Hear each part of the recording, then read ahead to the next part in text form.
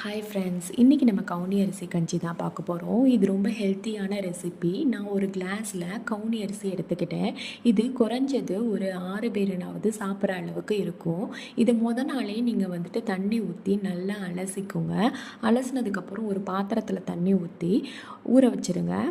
இதை ஒரு குறைஞ்சது 8 மணி நேரம்னாவது ஊற வைக்கணும். அடுத்த நாள் ஒரு மிக்ஸி ஜாரில் போட்டு நம்ம நைஸாவோ அல்லது கொஞ்சம் கொரகொரப்பாவோ அரைச்சி எடுத்துக்கலாம். நான் கொஞ்சம் கொரகொரப்பாக அரைச்சி எடுத்துக்கிட்டேன்.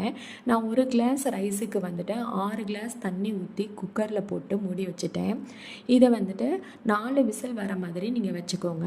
அதுக்கப்புறம் குக்கரை ஓப்பன் பண்ணிவிட்டு நம்ம அதில் கொஞ்சம் சீரகம், 1 ஸ்பூன் சீரகம், கொஞ்சம் கல் உப்பு, அதுக்கப்புறம் கொத்தமல்லி இலை இது தூவி விட்டுட்டு நம்ம ஒரு 5 மினிட்ஸ் அந்த சீரக வாசனை போகிற வரைக்கும் வேக வச்சோம் அப்படின்னா சுவையான கவுனி அரிசி கஞ்சி ரெடி.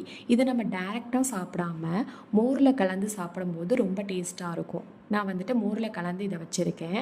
இதுக்கப்புறம் இதை நல்லா கலந்து விட்டுட்டு நீங்கள் கொஞ்சம் சின்ன வெங்காயமோ அல்லது பெரிய வெங்காயமோ அதில் போட்டுக்கோங்க.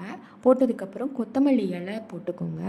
போட்டிங்கன்னா பார்க்கவே ரொம்ப அட்ராக்டிவாக இருக்கும். குழந்தைங்க கூட ரொம்ப விரும்பி சாப்பிடுவாங்க. இதை மார்னிங் பிரேக்ஃபாஸ்ட்டுக்கு இதை எடுத்துட்டிங்கன்னா ரொம்ப ஹெல்த்தியாக இருக்கும். Thank you friends.